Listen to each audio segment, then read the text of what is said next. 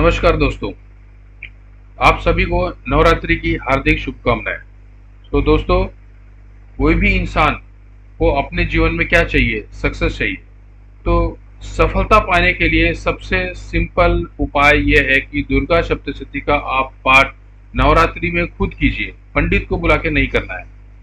अभी यह है कि दुर्गा सप्तशती का पाठ नवरात्रि में इसलिए इम्पोर्टेंट है कि माता दुर्गा का साक्षात प्रेजेंस इस पृथ्वी में रहता है और इसमें आपको कुछ ख्याल चीज़ों का ख्याल रखने की ज़रूरत है। मेरे हिसाब से इस कलयुग में जो हम प्रार्थना कर रहे हैं, पूजा करते हैं, हर आदमी में थोड़ी बहुत गलती हो सकती है। तो दुर्गा माता जी आपकी मदर जैसी एक शक्ति है। वो कभी भी आपको, बहुत ज़्यादा लोग जो डरते हैं उतना डरने की ज़रूरत नहीं है, लेकिन इस डर से, ये डरना नहीं है करके जानबूझ भी गलती नहीं करना है। इसमें आपको गीता प्लस की बुक सबसे बेस्ट रहती है, जो जो कि ओरिजिनल है। इसके बारे में और भी अच्छे ग्रंथ है जो कि दुर्गा सप्तशती के बारे में उन्होंने पूरा मंत्र वगैरह दिए हुए हैं, श्लोक दिए हैं। तो अभी हम बात करते हैं कि जो इसके बेसिक नियम है वो कैसे करने चाहिए। तो सबसे पहले हम बात करते हैं कि जैसे देखिए, हिंदुओं का जो ये संवत्सर नया साल चैत्र मास के पहले दिन अर्थात पड़वा तिथि से प्रारंभ होता है, ठीक है ना। इसी दिन से व्रत उपवास आरंभ हो जाते हैं। तो चैत्र शुक्ल प्रतिपदा से रामनवमी तक के नवरात्र वासंतिक या वासंतीय नवरात्र कहलाते हैं, जबकि अश्विन मास के जो नवरात्र होते हैं उसको शारदीय नवरात्र कहलाते हैं। और इस नवरात्र में जो दुर्गा पूजन और कन्या पूजन का इंपॉर्टेंस काफी रहता है। शास्त्रों के अनुसार दुर्गा सप्तशती का जो आप पाठ करेंगे वो विशेष रूप से इस समय किया जाता है और इन 9 दिनों में देवी के 9 रूपों का पूजन किया जाता है। तो अभी आप इसकी जो बेसिक प्रोसीजर है, वो सिंपल स्टेप्स जो आपको ध्यान रखने हैं वो कैसे करना है कि दुर्गा सप्तशती का पाठ करते समय शुद्धता का ध्यान रखना चाहिए। पहले तो आप स्नान कर लीजिए, उसके बाद साफ सुथरे वस्त्र धारण कीजिए, फिर आप कुशा के आसन पर बैठिए, या कुशा नहीं है तो ऊन का आसन भी चलेगा।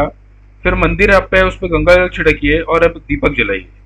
फिर आपको सबसे पहले गणेश भगवान की पूजा करनी है। जैसे स्टार्ट हम करते हैं कोई भी पूजा तो गणेश भगवान की पूजा बहुत जरूरी है। इसके बाद अन्य देवी देवताओं का पूजन करना है, फिर दुर्गा जी का पूजन करना है। पूजन से पूर्व अपने ललाट व मस्तक पर रोली का टीका लगाना है। टीका लगाए बिना पूजन करना शास्त्र के विरुद्ध माना गया है। पूजन के पश्चात 9 दुर्गाओं की प्रार्थना करना है। प्रार्थना के बाद अर्गला स्तोत्र, कीलक स्तोत्र का पाठ करना है, फिर रात्रि सूक्त का पाठ करना है। इन तीनों का पाठ करके फिर श्री दुर्गा सप्तशती का पाठ करना है। दुर्गा सप्तशती में 13 अध्याय हैं, जिनमें देवी के 3 चरित्रों का वर्णन किया गया है। पहला चरित्र है ऋग्वेद स्वरूप माना गया है, इसमें मधु और कैटअप नामक दैत्यों के वध का वर्णन है। यही श्री दुर्गा सप्तशती का पहला अध्याय है। दूसरा चरित्र यजुर्वेद स्वरूप माना गया है। तीसरा चरित्र स्वामवेद स्वरूप माना गया है। इस तरीके से इसमें 5वें से 11वें अध्याय तक जो रहता है वो शिव निशुंभ आदि दैत्यों के वध का वर्णन है। और इस तरीके से आप पढ़ेंगे तो कुल 13 अध्याय है।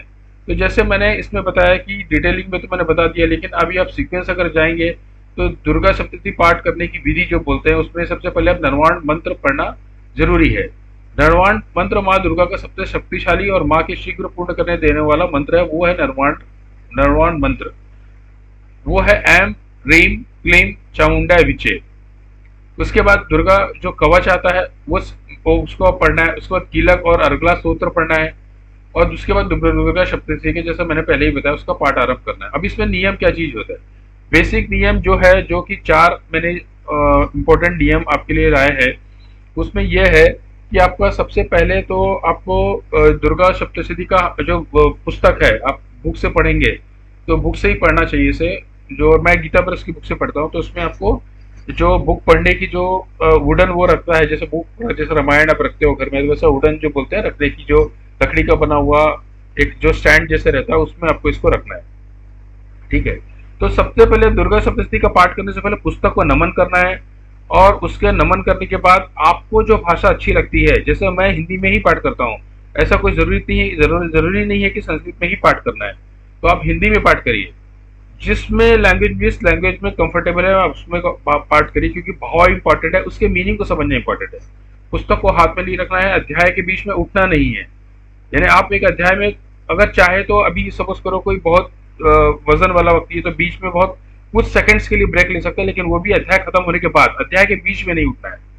उसके बाद फिर यह है कि पाठ का जो अर्थ जरूर पता होना चाहिए ना, पाठ आप जो पढ़ रहे हैं, इसलिए मैं बोलता हूँ आपको जो लैंग्वेज आपको अच्छे से आती है वो पढ़ना है, ठीक है ना।